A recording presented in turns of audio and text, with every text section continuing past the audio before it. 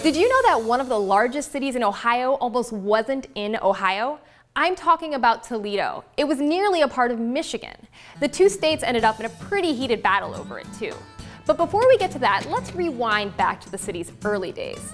A big chunk of the land in northwest Ohio used to be occupied by the Great Black Swamp.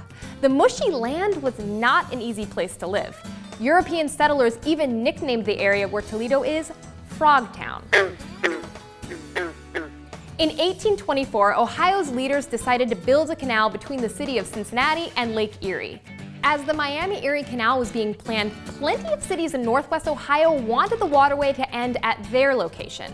The towns of Port Lawrence and Vistula decided to combine into one town in order to give themselves better odds at winning the spot. They renamed themselves Toledo. It turns out it must have worked because Toledo did end up as one of the 3 endpoints to the canal. But while the canal was under construction, Michigan started the process of becoming a state.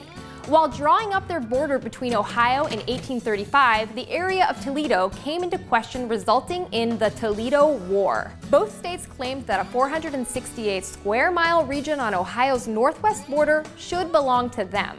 The area was known as the Toledo Strip and included where the Maumee River ran into Lake Erie. Michigan politician Stephen T. Mason, who was nicknamed the Boy Governor, said the land was definitely theirs. But then so did Ohio Governor Robert Lucas. The leaders of Toledo saw the canal as their way to success and urged Ohio to keep them in the state. Things got pretty heated with both sides raising militias, and President Andrew Jackson even had to remove Mason from his job to keep the states from starting a civil war. Eventually, both sides did come to an agreement. Ohio would get the Strip and Michigan came out ahead with the Upper Peninsula. Thus, Toledo was officially incorporated in Ohio in 1837. Finally, with the opening of the Miami-Erie Canal in 1845, Toledo was able to make a bit of headway business-wise.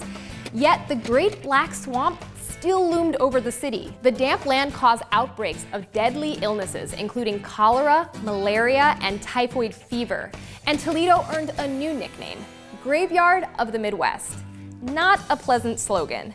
By 1850, the state decided that they needed to get rid of the swamp and began an effort to drain it into Lake Erie. As trains replaced canals as the preferred trade transportation, Toledo continued to move forward. By the late 1880s, the city was the second only to Chicago in the number of railroads in town. With this came manufacturing, specifically glass, with the establishment of the Libby Glass Company in town. Toledo's glass companies led the way in patenting new technology.